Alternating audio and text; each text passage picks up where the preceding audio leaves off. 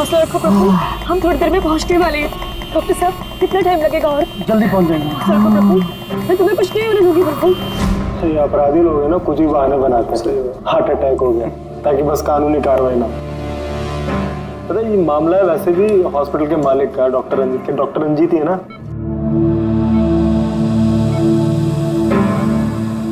Don't worry Sushila ji, operation के बाद दोनों ब्लॉकेजेस निकल जाएंगे। रंजीत जी, सिगरेट मंगवाऊं आपके लिए? देखिए, आपको मुझे वादा करना पड़ेगा कि इस ऑपरेशन के बाद आप सिगरेट पीना बिल्कुल छोड़ देंगे। Very good. डॉक्टर साहब देखिए ना, मेरी सांस नहीं आ रही है। प्रभु मैं तुम्हें कुछ नहीं होने दूंगी, मैं हूं ना। हम बस थोड़ी देर में पहुंचने वाले हॉस्पिटल। प्रभु सब कुछ ठीक हो जाएगा, मैं हूं ना। डॉक्टर साहब जल्दी करिए।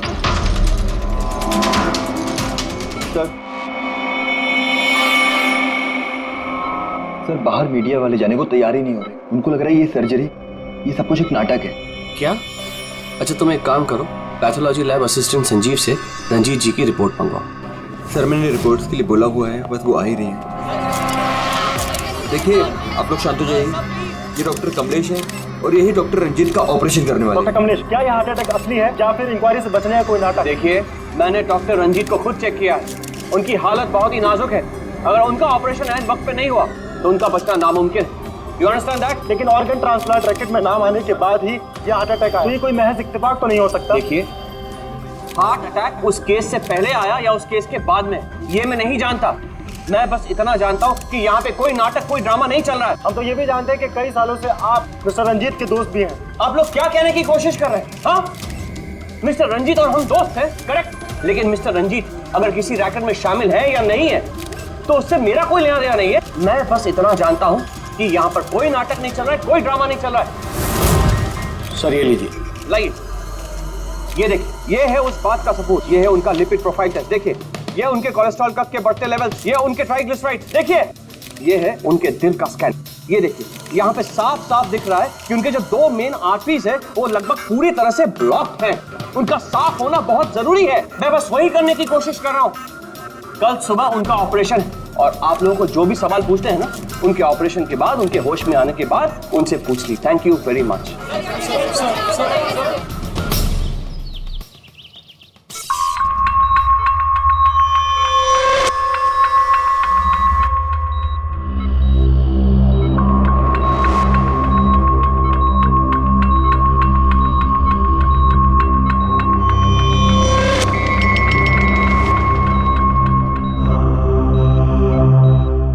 Well done team, operation successful हुआ।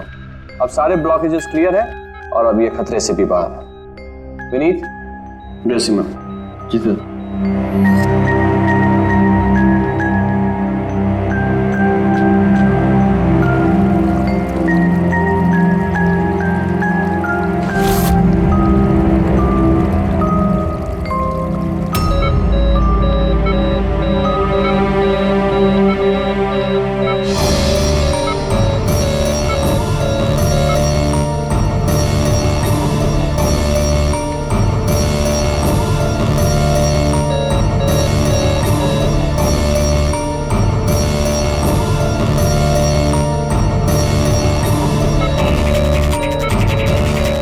सर इन्हें हार्ट अटैक आया है।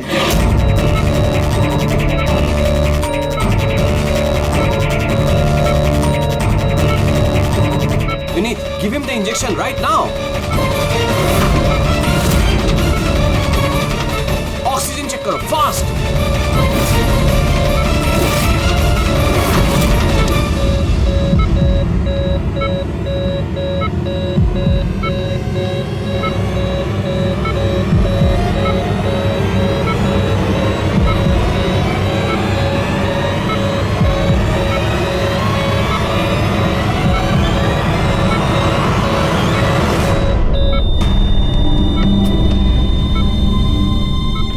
ये कैसे हो गया? हम इन्हें बचा ना पाए।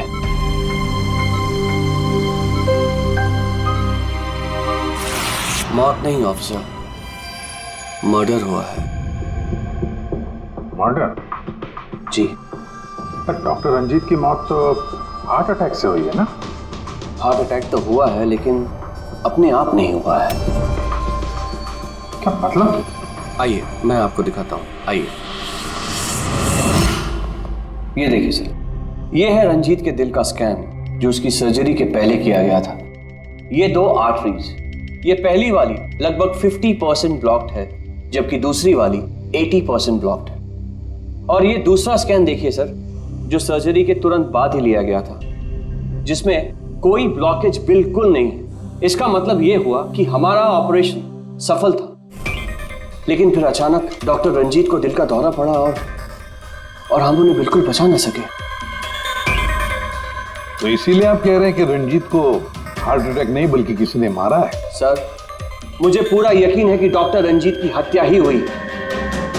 अब चौंकाने वाली बात यह है कि यहां पे एक ब्लॉकेज है जो सर्जरी से पहले किए हुए स्कैन में था ही नहीं, और इसी की वजह से हार्टरी में 100% ब्लॉकेज हुआ, जिसकी वजह से फाइनली डॉक्टर रंजीत की मौत हो गई। तो भी तो खून का थक्का आ जाता है, उसकी वजह से हार्ट अटैक आया होगा। होता है सर, लेकिन इतना बड़ा ब्लॉकेज यूं मिनटों में नहीं बनता, इसके लिए सालों लगते हैं सर। सुबह के 7 बजे जब हमने ये पहला स्कैन निकाला था तो इसमें कोई ब्लॉकेज बिल्कुल नहीं था सर। महज 15 से 20 मिनट के अंदर अंदर इतना बड़ा ब्लॉकेज कैसे बन सकता है सर, बताइए। डॉक्टर साहब, क्या कोई ऐसी किसी की आर्टरी ब्लॉक कर सकता है? किसी ने कैसे ऐसा किया होगा ये तो मुझे भी नहीं पता। वो हम पता लगा लेंगे डॉक्टर साहब, लेकिन आप सिर्फ इतना बताइए, किसने किया होगा, ये कौन कर सकता है, बताइए। मुझे नहीं लगता कि रंजीत जैसे भले आदमी के साथ ऐसा कोई कर सकता है। और सब जहां तक हमें मालूम है डॉक्टर रंजीत वही है ना जिनके ऊपर ऑर्गन ट्रांसप्लांट के मामले में गड़बड़ी करने का केस चल रहा है? हाँ चल रहा है, लेकिन उसके बारे में मुझे कोई जानकारी नहीं। चलो, thank you doctor. Abhijit, body को फोरेंसिक लैब भेज दो, डॉक्टर साळुंखे को पूरी बात डिटेल में बता देना। Very interesting. I know. Boss, हाँ बॉस, डॉक्टर कमलेश का शक एकदम सही था। रंजीत का खून ही हुआ है, उसकी आर्टरीज में ब्लॉकेज था नहीं, ब्लॉकेज करवाया गया। ब्लॉकेज करवाया गया मतलब? बहुत चौंकाने वाली बात है। क्या कुछ नई बात बताया आप? नई बात बताता हूँ, आइए। ये देखो बॉस, ये इंसान का दिल और ये है वो ब्लड वेसल्स, आर्टरीज, जिनकी वजह से दिल में खून आता जाता है। अब ये आर्टरीज 2 तरीके से ब्लॉक हो सकती है बॉस। या तो खून में कोलेस्ट्रॉल की मात्रा ज्यादा हो जाए और आर्टरीज में प्लाक जमा हो जाए। ये देखो इसका क्रॉस सेक्शन, ये प्लाक इकट्ठा हो गया, प्लाक इकट्ठा हो गया है और आर्टरीज ब्लॉक हो गई। दूसरी वजह, किसी भी कारण से खून का थक्का जम जाए और आर्टरीज को ब्लॉक कर दिया। अब इसकी सर्जरी में ये जो 2 ब्लॉकेजेस थे, ये तो सर्जरी के दौरान क्लियर हुए थे, ठीक है, लेकिन फिर भी इसकी मौत हुई हार्ट अटैक की वजह से ही हुई। और वो है ये तीसरा आर्टरी का ब्लॉक, जिसकी वजह से हार्ट अटैक हुआ। और इस ब्लॉक की कोई और ही वजह है। ब्लॉक की वजह कुछ और है मतलब? इसकी वजह है पॉलीएक्रिलेट पॉलीमर। Polyacrylate polymer? ये कोई खतरनाक केमिकल है क्या? नहीं फ्रेडी सर, ये केमिकल तो ऑलमोस्ट हर घर में मौजूद होता है। मैं दिखाती हूँ आपको। ये डायपर देख रहे हैं? ये केमिकल हर डायपर और सैनिटरी नैपकिन के अंदर होता है और इसका काम है किसी भी लिक्विड या तरल पदार्थ को जेल में बदलना। ये है पॉलीएक्रिलेट पॉलीमर के क्रिस्टल्स। अब मैं इसको के ऊपर पानी डालती हूँ।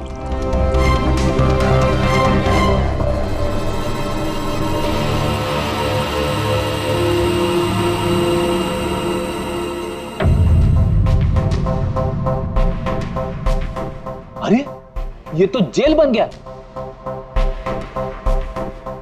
तारिका जी, ये कोई जादू है क्या? जादू नहीं फ्रेडी, साइंस।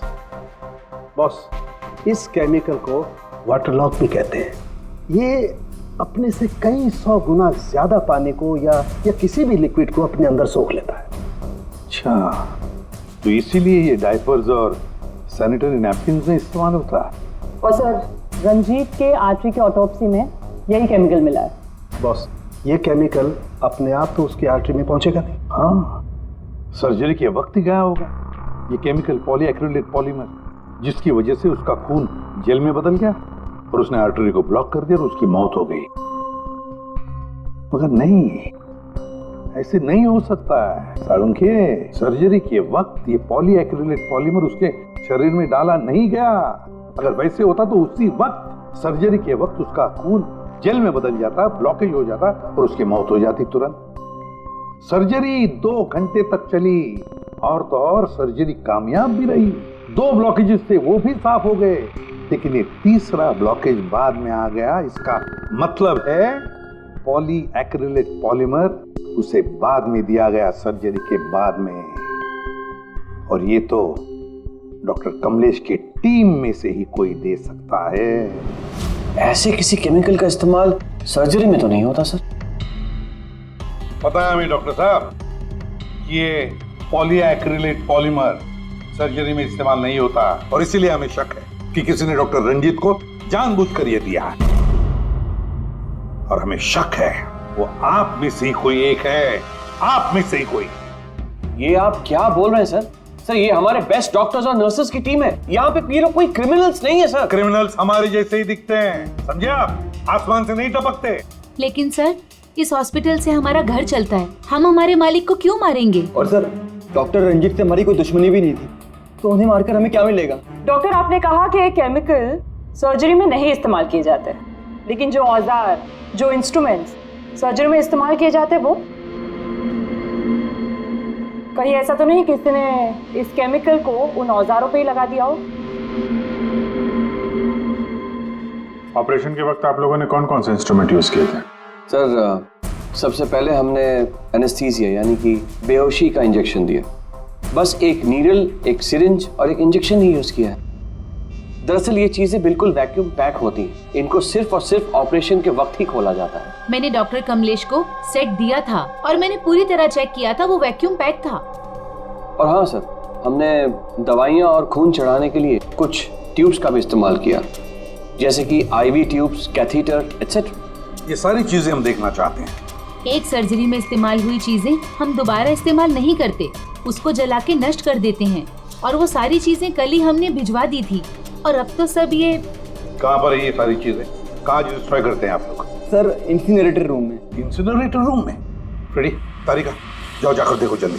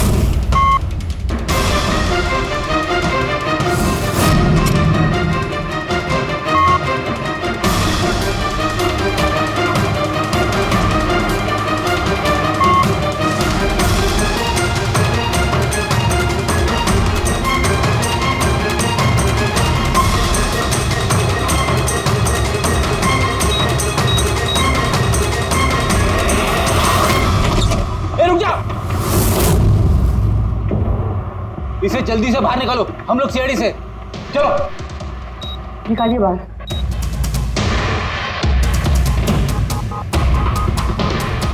मैं इसे इमीडिएटली चेक करके आपको बताती हूँ। हाँ?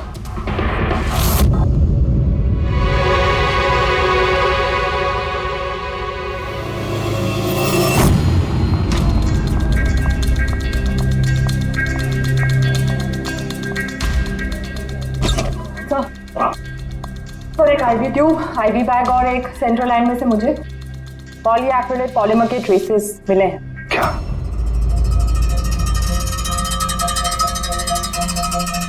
क्यों डॉक्टर साहब, किसने डॉक्टर रंजीत को IV ट्यूब और IV बैग लगाई थी? डॉक्टर नीतू ने। जी सर, मैंने ही उनको सेंट्रल IV लाइन लगाई थी, पर मुझे नहीं पता कि उसमें वो केमिकल कैसे आया। आपको नहीं पता तो किसको पता है? उस ट्यूब में हमें केमिकल के ट्रेसेस मिले हैं। वो ट्यूब आपने लगाई थी। देखो डॉक्टर नीतू, क्यों किया तुमने ये? क्यों किया? सर आप प्लीज मेरा विश्वास कीजिए, मैंने ऐसा कुछ नहीं किया है। और मैं ऐसा क्यों करूँगी सर? सर मैं एक गोल्ड मेडलिस्ट स्टूडेंट हूँ, डॉक्टर बनना मेरा सपना था और ये मेरी पहली जॉब है। रंजीत सर को मार के मुझे क्या मिलेगा सर? एसीपी सर, मैं आपसे हाथ जोड़कर विनती करता हूँ कि प्लीज आप हम में से किसी पे शक मत कीजिए। हम में से ऐसा कोई नहीं कर सकता। आप खुद ही सोचिए, अगर हम में से किसी ने भी ऐसा किया होता तो हम खुद आपको यहाँ क्यों बुलाते? बस वो केमिकल आईवी ट्यूब और आईवी बैग में से मिला है और वो डॉक्टर नीतू ने लगाया था। अगर डॉक्टर नीतू ने नहीं लगाया तो फिर और किसने लगाया? है कोई जवाब?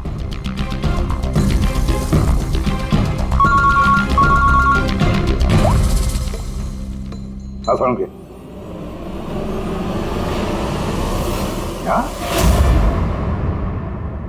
क्या साळुंखे, अभी तक तो तू ये कह रहा था कि पॉलीएक्रिलिक पॉलीमर से कोई भी लिक्विड कुछ ही सेकंडों में जेल में कन्वर्ट होता है। अब तू कह रहा है कि डॉक्टर रंजीत की सर्जरी से पहले उसे ये पॉलीमर दिया गया था। कैसे? ये कैसे हो सकता है? हाँ? बॉस, जब मैंने रंजीत की ऑटोप्सी को और बारीकी से चेक किया तो मुझे पॉलीएक्रिलेट पॉलीमर के अलावा एक और केमिकल भी मिला। और एक केमिकल मिला? कौन सा? जेलेटिन। जेलेटिन तो घुल गया है लेकिन उसके ट्रेसेस अभी भी बाकी हैं बॉस। यार तू कहना क्या चाहता है? मुझे आश्चर्य इस बात का है कि जेलेटिन आखिर उसके खून में गया तो गया कैसे? जेलेटिन, ये कैप्सूल का घोल जेलेटिन का बना होता है जिसमें दवाई भरी जाती है और ये कैप्सूल शरीर में तब तक नहीं घुलता है जब तक वो अपनी जरूरी जगह पर नहीं पहुंच जाए, क्योंकि इस जेलेटिन को घुलने में थोड़ा वक्त लगता है। ये देखो, ये जेलेटिन का कैप्सूल ये हमने पानी में डाला, अब इसे घुलने में थोड़ा वक्त लगेगा। तो मतलब साळुंखे, तेरे कहने का मतलब है कि जिसने भी ये किया है उसने पॉलीएक्रिलेट पॉलीमर रंजीत के शरीर में इस कैप्सूल के जरिए डाल दिया है। नहीं बॉस, कैप्सूल के जरिए नहीं, बल्कि उसने ये पॉलीएक्रिलेट पॉलीमर के छोटे छोटे क्रिस्टल्स को जेलेटिन में कोट कर दिया।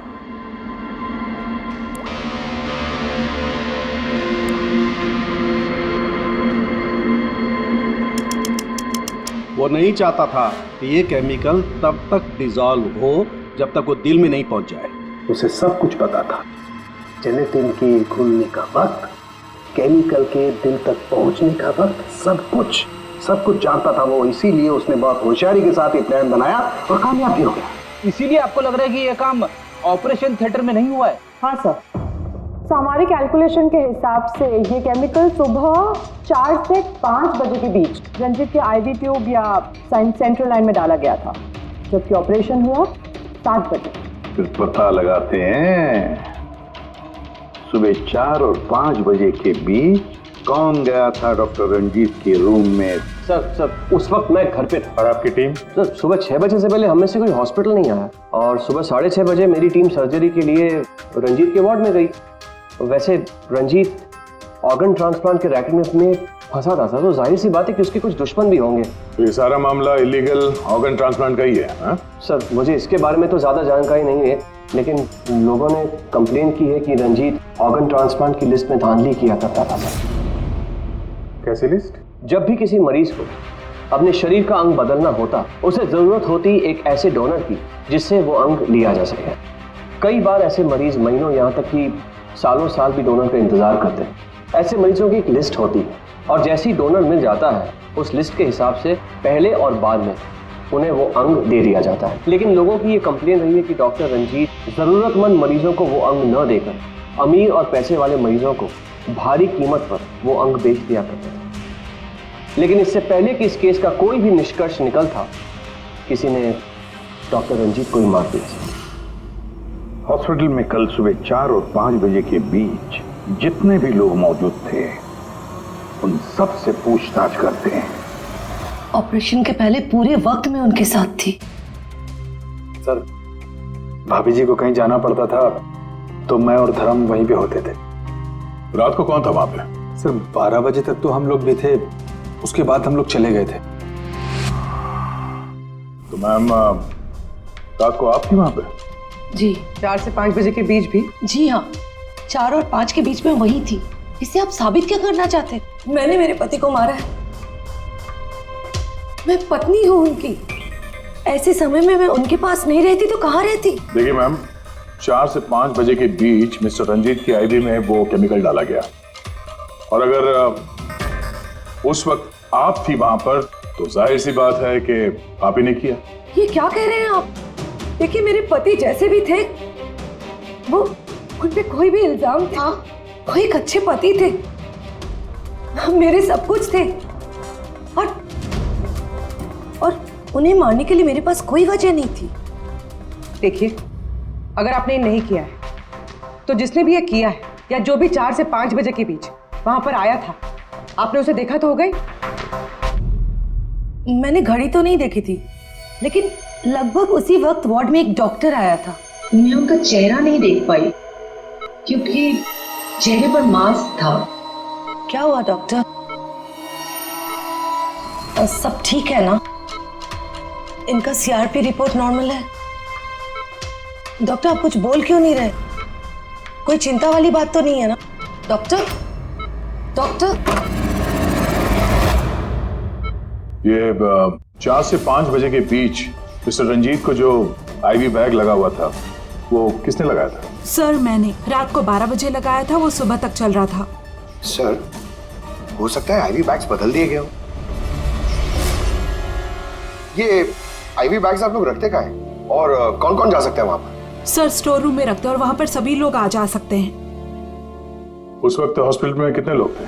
सर बहुत सारे लोग थे, लेकिन रंजीत सर को जिस वार्ड में रखा गया था वो स्पेशल वार्ड था और वहाँ पर कोई आ नहीं सकता था। वो सिर्फ उसी मंजिल के लोग वहाँ पे जा सकते थे, जैसे कि पैथोलॉजी स्टाफ, नर्स, डॉक्टर्स और मरीज और उनके रिश्तेदार। और डॉक्टर तेज, आप ड्यूटी पर थे वहाँ? जी हाँ, लेकिन सर सुबह 4 और 5 बजे के बीच में मैं मिस्टर रंजीत के रूम में गया ही नहीं था सर। ना ही मैंने कोई सर्जरी वाला मास्क लगा रखा था। अगर आप मास्क पहनकर वहां नहीं गए थे तो फिर वो कौन है जो मास्क पहनकर डॉक्टर के भेस में वहां गया और रंजीत की हत्या की? सर ये जैसे कह रही हैं कि हॉस्पिटल स्टाफ के अलावा मरीज और उनके साथ आए हुए लोग भी थे, कहीं उनमें से तो कोई एक नहीं? चलो देखते हैं। आइए डॉक्टर साहब।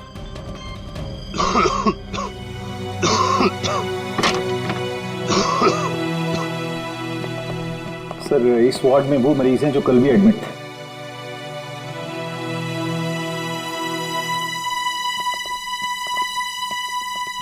हम इनसे कुछ सवाल पूछ सकते हैं? पूछ सकते हैं सर, लेकिन इनमें से कोई भी ऐसा नहीं है जो खुद चलकर उस वार्ड तक जा सके। खुद नहीं जा सकता, लेकिन कोई तो होगा जिसने उस खूनी को देखा।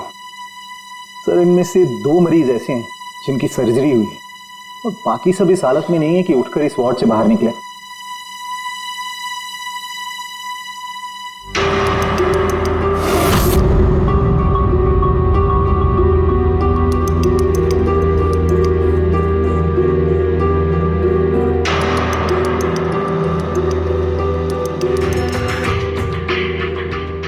बस इतने ही मरीज हैं, इनके अलावा कोई और? मतलब कोई ऐसा जो कल यहाँ पर था मगर अभी नहीं? हाँ सर, एक आदमी था जो मिस्टर रंजीत की सर्जरी से 1 रात पहले आया। उसे सीने में दर्द की प्रॉब्लम थी। हम लोगों ने सारे टेस्ट किए, लेकिन सारी रिपोर्ट नॉर्मल आई सर। हौसला रखो प्रफुल्ल, सब कुछ ठीक हो जाएगा। मर गया। डॉक्टर साहब अभी आते ही होंगे। बुलाओ डॉक्टर। हौसला रखो ना, हौसला रखो। डॉक्टर साहब देखिए ना, इतना दर्द हो रहा है। डॉक्टर रही मैं चेक कर लेता हूँ। बहुत दर्द है डॉक्टर। देखिए ईसीजी, एंजियोग्राम सब नॉर्मल है। मुझे नहीं लगता इन्हें कोई हार्ट की प्रॉब्लम है। मुझे लगता है इन्हें गैस की प्रॉब्लम है। मैं कुछ दवाइयाँ लिख देता हूँ, आप इन्हें घर ले जा सकते हैं। घर? नहीं डॉक्टर साहब, मैं कोई रिस्क नहीं लेना चाहती। आप कम से कम रात भर तो इन्हें यहाँ रहने दीजिए ना। देखिए मुझे नहीं लगता इसकी जरूरत है, लेकिन अगर आप फिर भी कहती हैं, नर्स इन्हें एडमिट कर दीजिए। Don't worry, he will be okay. Praful hospital से डिस्चार्ज कब हुआ? सर यही कोई 9:30-10 बजे। 9:30-10 बजे। पंकज, इस प्रफुल्ल के बारे में पता करो और यहाँ हॉस्पिटल में उसने जो एड्रेस और नंबर दिया है उसे क्रॉस चेक करो।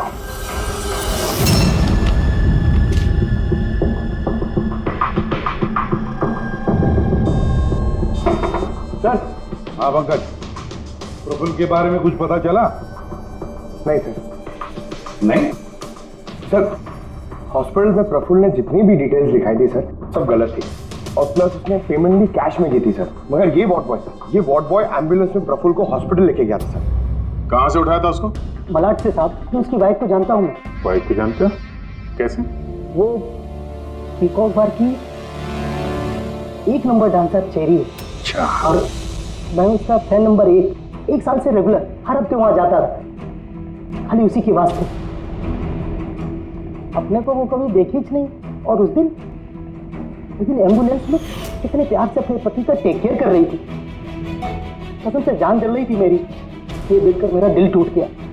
तो रूपाली असल में पीकॉक बार की डांसर है सर, चेरी। रूपाली पीकॉक बार की डांसर रूपाली उस चेरी। इस चेरी से जाकर मिलो, अच्छी तरह से पूछताछ करो। यही हमें प्रफुल्ल के बारे में सब कुछ बता देगी।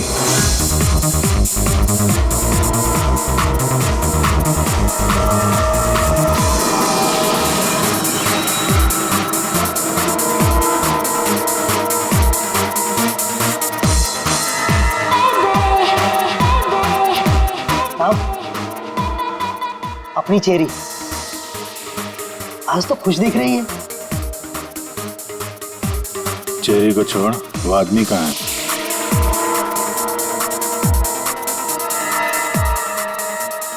ये कहाँ जा रही है साहब?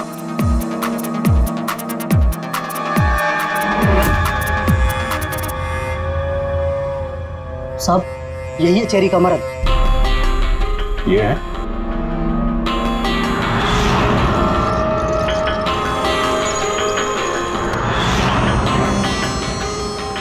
दो दिन पहले इसको हार्ट अटैक आया था। अच्छा, बैठकर रोमांस कर रहा।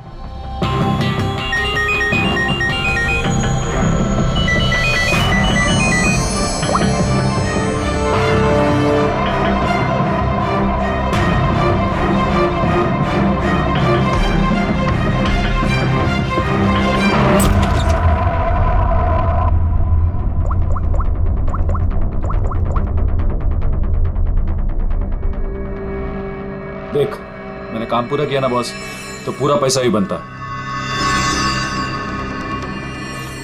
सुन सुन सुन सुन, तूने कहा उसको मार डाल, मैंने मार दिया। अभी कैसे किया, क्या किया, ये सब में घुसने का नहीं। हाँ,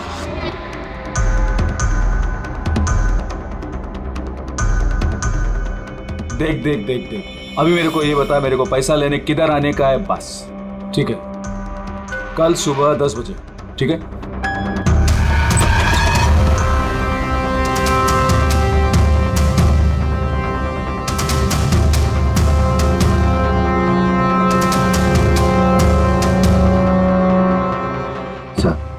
इसने मान लिया कि खून इसी ने किया है सर।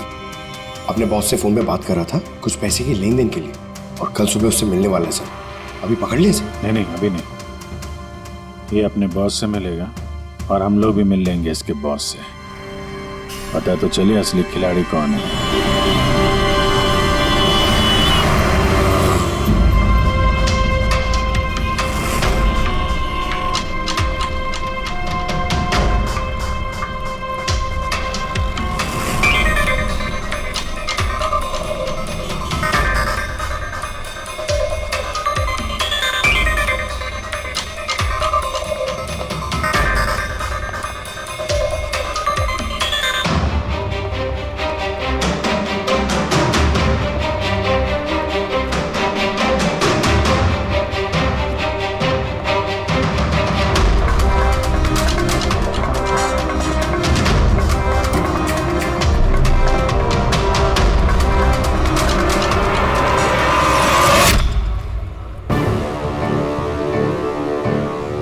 ये करने क्या आया है यहाँ पे?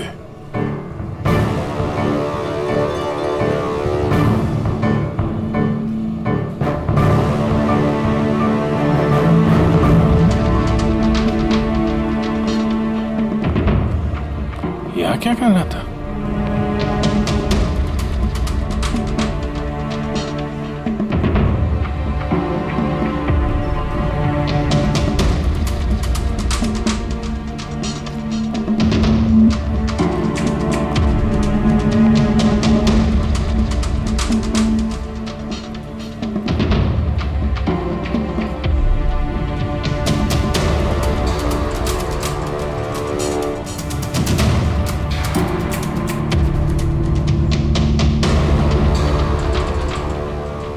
आया था तो खा लिया, तभी बैग लेके जा रहा है। बॉस तो बहुत चालाक निकला।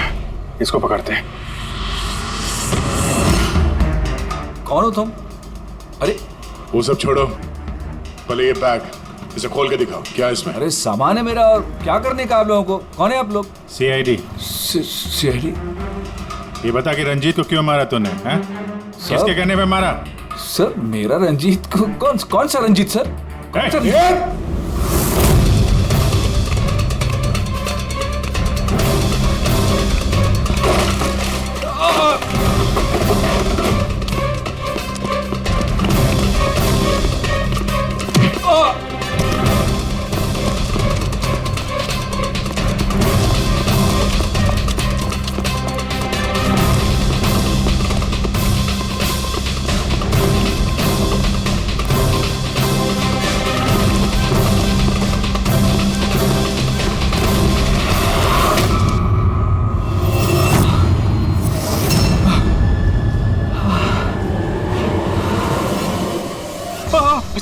सर मैंने कुछ नहीं किया सर। सर मैंने कुछ नहीं किया सर। नहीं, फोन पे तो अपना गुनाह कबूल कर चुके हो, अब जरा हमें भी बता दो। सर मैंने कोई गुनाह नहीं किया सर। फोन पे सर झूठ बोला था सर, मैंने फोन पे सच बोल रहा हूँ सर। पहले झूठ बोल रहे थे कि अब झूठ बोल रहे हो? सर अभी मैं बिल्कुल सच बोल रहा हूँ आपके सामने सर मैंने कुछ नहीं किया सर, कुछ नहीं किया सर। तो वो झूठा हार्ट अटैक का बहाना करके हॉस्पिटल में भर्ती क्यों हुआ था? सर मैं उधर जमा जरूर हुआ था सर, उसको मारने के लिए जमा हुआ था सर, लेकिन सर वो मेरे मारने से पहले ही मर गया सर। मर गया? हमें अच्छी तरीके से पता है कि रंजीत के खून में वो जिलेटिन कोटेड केमिकल तुमने मिलाया था, पॉलीएक्रिलेट पॉलीमर। क्या साहब, क्या बोला साहब?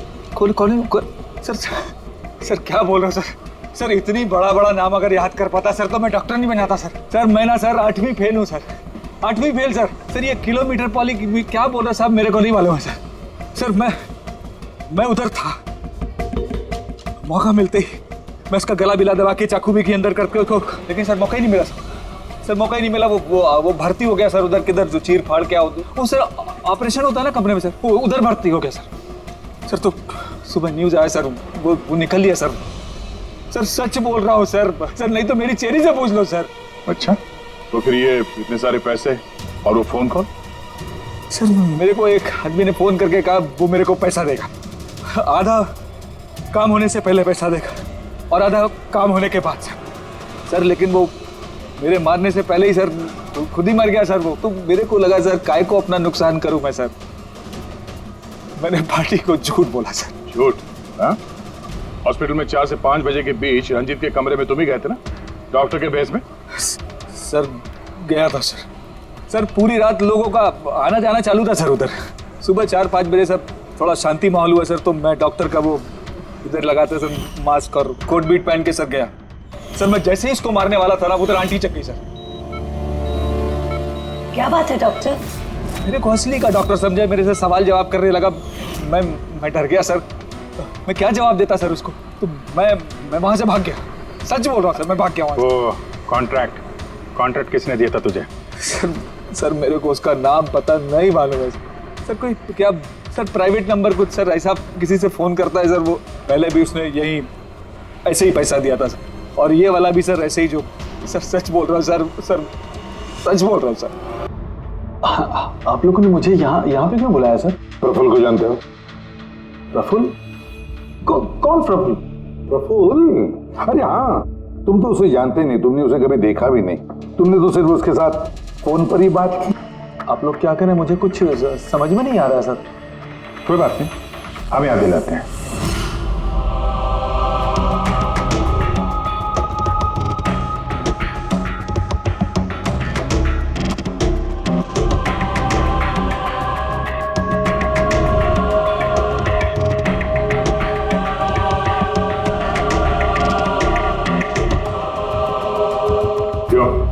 अभी भी कुछ कहना है तुम्हें?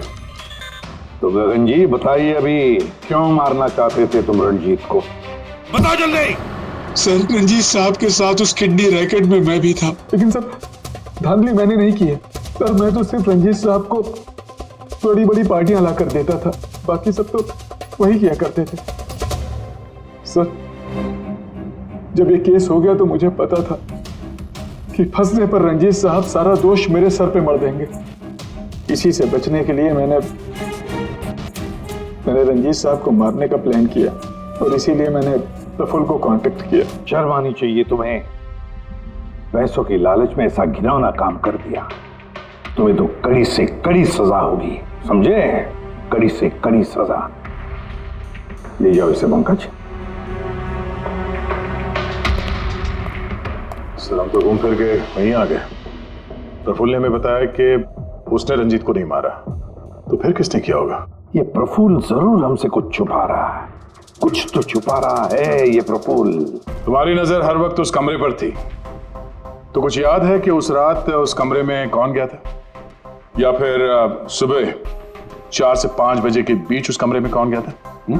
साहब, उस रात रंजीत साहब के कमरे में बहुत सारे लोगों का आना जाना लगा था और मैं तो इस मौके का इंतजार कर रहा था कि कोई ना हो और मैं अपना काम।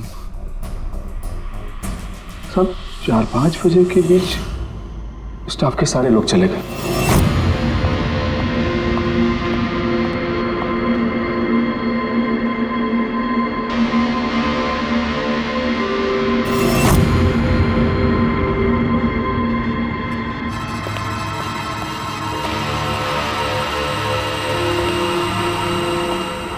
मतलब दया, अभिजीत, खूनी वही है।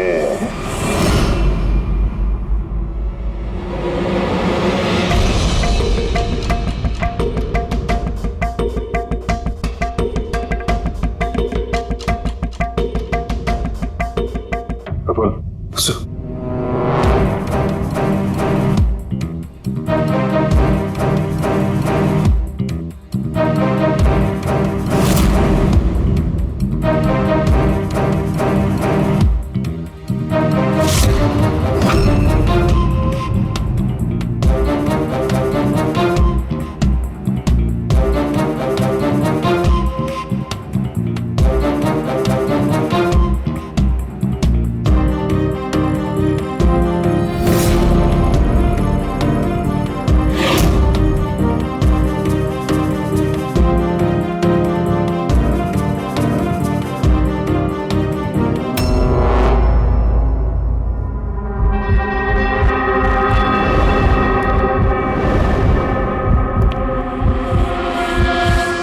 Pathology lab assistant Sanjeev.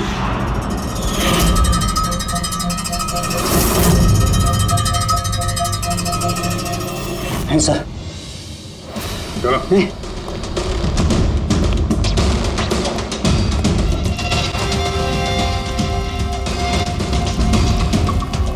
बताओ सब कुछ, सच सच बताओ जल्दी। हाँ सर, ये सब कुछ मैंने ही किया है। मैंने उस पॉलीमर को वो सेंट्रल लाइन में डाला था ताकि वो मर भी जाए और किसी को शक तक ना हो।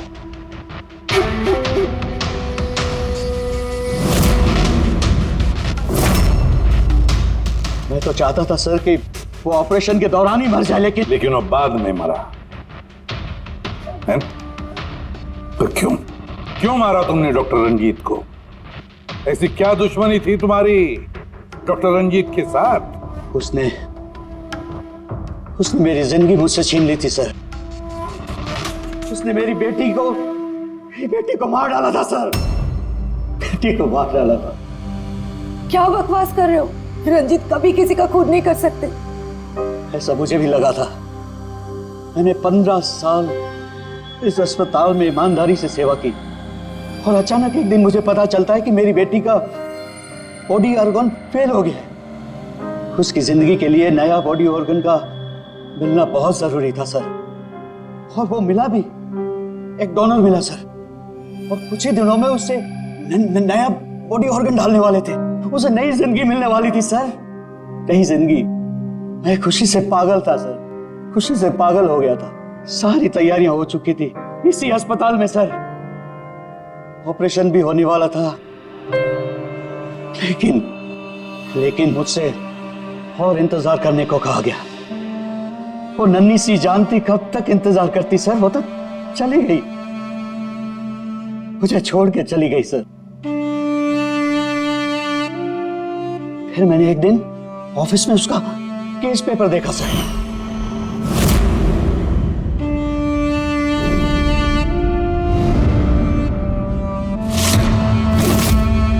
मुझे पता चला कि उसका बॉडी ऑर्गन तो मैच हो गया था सर, लेकिन मुझे झूठ कहा गया था कि मैच नहीं हो रहा है। झूठ कहा गया था सर। उसे चंद पैसों के लिए किसी और को दे दिया गया था सर। सिर्फ अच्छे पैसों के लिए, कुछ ज्यादा पैसों के लिए मेरी बेटी मुझसे चली गई सर, मुझे छोड़कर चली गई। तो सर उसी दिन मैंने कसम खा ली थी कि जिस दिन मौका मिलेगा मैं छोड़ूंगा नहीं, मैं बदला तो लेके रहूंगा सर। कसम खाई थी मैंने। क्या फायदा हुआ? क्या तुम्हारी बेटी तुम्हें वापस मिल गई? बदले की आग में तुमने एक जान ले ली और खुद बन गए सजा के हकदार। कानून तुम्हें माफ नहीं करेगा, तुम्हें कड़ी से कड़ी सजा होगी।